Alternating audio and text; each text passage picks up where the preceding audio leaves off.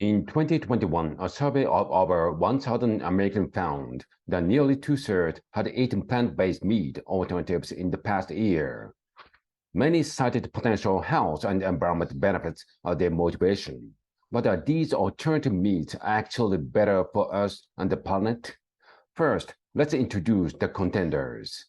Meat from butchered animals, which we call farmed meat, is a complex structure of muscle fibers, connective tissues, and fat. You may recognize meat from its role in the human diet stretching back to a species' very beginnings. Our next challenger, the plant-based meat alternative, may look and taste like meat, but it's built with protein, carbohydrates, fats, and other molecules from plants. Transforming plant molecules into something that resembles meat takes effort. Meat fiber's texture is created by long rod-like proteins. To replicate this structure, the plant bowl-shaped proteins can be pushed through the extruder device, which force them to unwind and join into long filaments. To mimic animal fat, companies mix in fat and oil extracted from plants. One popular brand adds a beet juice pigment that changes the patty's colors as it cooks. Another adds an iron-containing molecule called heme, which the team said the key to its meaty flavor. The resulting product come in many forms. Finally, our last entrant, lab-grown meat. Also known as cell-based meat and cultured meat, these products begin as animal stem cells that the researcher coaxed to multiply and form into muscle. It's worth noting that lab-grown meat are largely still in development, so the exact process may change when they're produced at a greater commercial scale. So which meat or look-alike is best for your health? So which meat or look-alike is best for your health?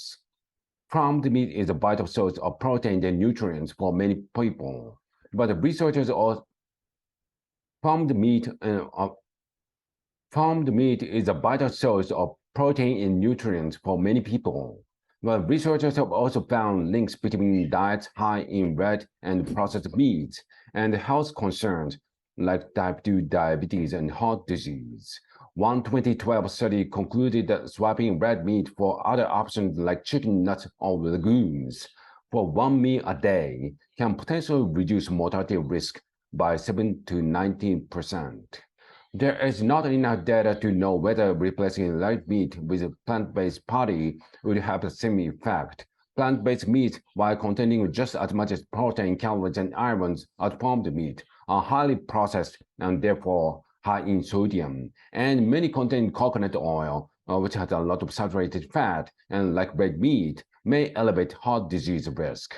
Lab-grown meat, meanwhile, has a potential to offer the same nutritional qualities and health risks as farmed meat, but we won't know for sure until product development is further along. So which contender is better for the environment? Animal agriculture generates an estimated 14.5% of human-caused greenhouse gas emissions. Researchers estimate that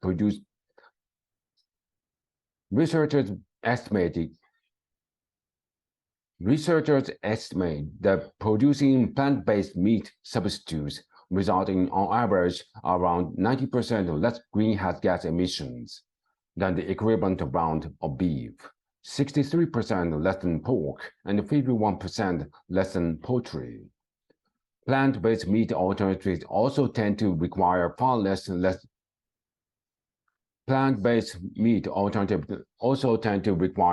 land and water than farmed meat, and the production results in much lower levels of pollutant